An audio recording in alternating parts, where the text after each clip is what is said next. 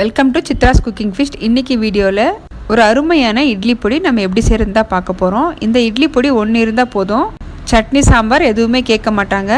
இந்த பொடி மட்டுமே விரும்பி சாப்பிடுவாங்க, அந்த அளவுக்கு ரொம்ப டேஸ்ட்டாக இருக்கும். இந்த ரெசிபியை பார்க்குறதுக்கு முன்னாடி நம்ம சேனலை சப்ஸ்கிரைப் பண்ணாமல் இருந்தீங்கன்னா சேனலை சப்ஸ்கிரைப் பண்ணிக்கோங்க. இப்போ வாங்க இந்த ரெசிபி எப்படி பண்ணுறது நம்ம வீடியோக்குள்ளே போய் பார்த்துடலாம். இப்போது இந்த பொடி செய்கிறதுக்கு நான் எல்லாமே ரெடியாக எடுத்து வச்சுருக்கேன். 50 கிராம் மெஷர்மெண்ட் உள்ள கப்பில் ஒரு கப் அளவுக்கு கடலைப்பருப்பு எடுத்திருக்கேன். அதே கப்பில் ஒரு கப் அளவுக்கு நான் உளுந்து எடுத்திருக்கேன், வெள்ளை உளுந்து எடுத்திருக்கேன். நீங்கள் கருப்பு உளுந்து கூட சேர்த்துக்கலாம்.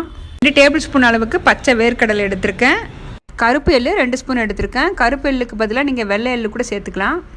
1 ஸ்பூன் அளவுக்கு கல் உப்பு எடுத்திருக்கேன். அப்புறம் சீரகம், மிளகு, தனியா இது 3மே எடுத்திருக்கேன்.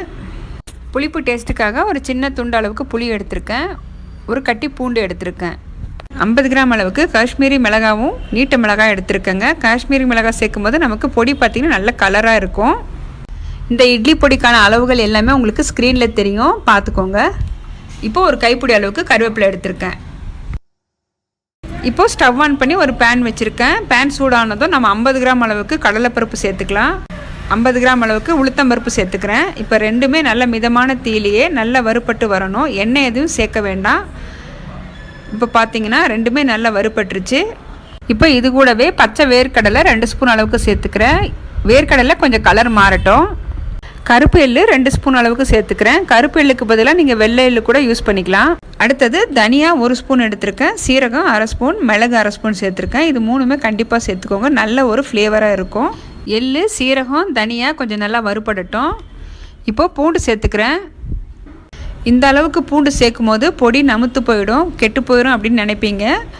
அதெல்லாம் எதுவுமே ஆகாதுங்க, ரொம்ப டேஸ்ட்டாக இருக்கும், நல்ல வாசனையாக இருக்கும்.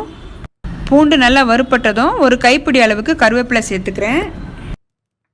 கருவேப்பிலை நல்லா மொறுமொறுன்னு வரணும், அது வரைக்கும் வறுத்துக்கோங்க.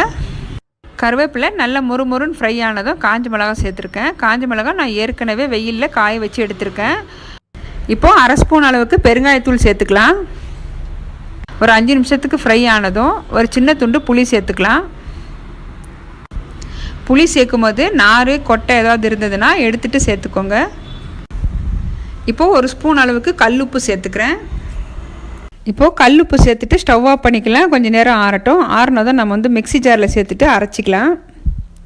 இப்போது 2 பேட்சாக அரைச்சி எடுத்துக்கலாம். பொடி இப்போ அரைச்சி எடுத்தாச்சு. ரொம்ப நைஸாக அரைக்காமல் நல்ல கொரகொரப்பாக அரைச்சி எடுத்துக்கோங்க. ஒரு கண்ணாடி பாட்டிலில் போட்டு ஒரு 3 மாதம் வரைக்குமே ஸ்டோர் பண்ணி வைக்கலாங்க, கெட்டு போகாது. இப்போ நல்ல சூடான இட்லிக்கு இந்த பொடி வச்சு சாப்பிட்டு பாருங்கள், டேஸ்ட்டு சூப்பராக இருக்கும். 2 ஸ்பூன் அளவுக்கு நல்லெண்ணெய் விட்டுக்கிறேன். சாதத்துலேயும் பிசைஞ்சு சாப்பிட்லாம். நம்ம இதில் பூண்டு, புளி சேர்த்துருக்கிறதால டேஸ்ட்டாக இருக்கும். என்னோட இந்த ரெசிபி உங்களுக்கு பிடிச்சிருந்ததுன்னா வீடியோக்கு லைக் பண்ணுங்கள். மறக்காமல் நம்ம சேனலை சப்ஸ்கிரைப் பண்ணிவிட்டு பெல் பட்டனை ப்ரெஸ் பண்ணி ஆளுங்கிற ஆப்ஷனை கிளிக் பண்ணி வச்சுக்கோங்க. அப்போ தான் நான் போடுற வீடியோஸ் உங்களுக்கு தொடர்ந்து நோட்டிஃபிகேஷனாக வரும். தேங்க்ஸ் ஃபார் வாட்சிங்.